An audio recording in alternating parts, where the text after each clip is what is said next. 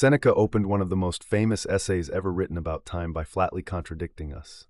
We say there's never enough time. Seneca says no, you've got it backwards.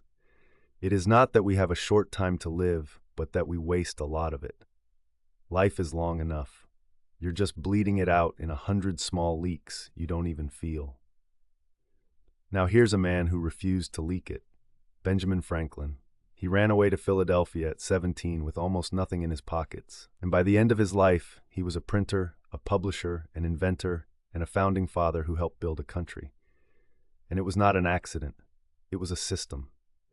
Franklin ran his entire day on a schedule he wrote out by hand. Every single morning began with one question: what good shall I do this day? And every night ended with another: what good have I done today? He kept a little chart of 13 virtues, and every day he marked, honestly, where he had fallen short. Week after week, for years, trying to close the gap between the man he was and the man he meant to be. He wrote the line, "Lost time is never found again," and he lived like he actually believed it because he did. The result? One man, in one lifetime, did the work of 10. Not because he had more hours than you. He had the exact same 24. He just refused to hand them away to nothing.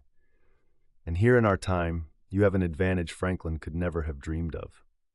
Look honestly at your day, and so much of what eats it is low-value, repetitive work. The email you rewrite 3 times, the scheduling, the research, the summarizing.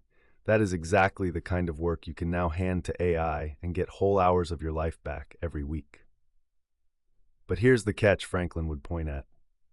Reclaiming the time means nothing if you just pour it back into the same leaks. The question isn't only how to save the hour, it's what you'll do with it once you have it. So this week, run an audit. For one day, watch where your time actually goes. Not where you think, where it really goes. You'll spot the leaks fast, the same 2 or 3, every single day, hiding in plain sight.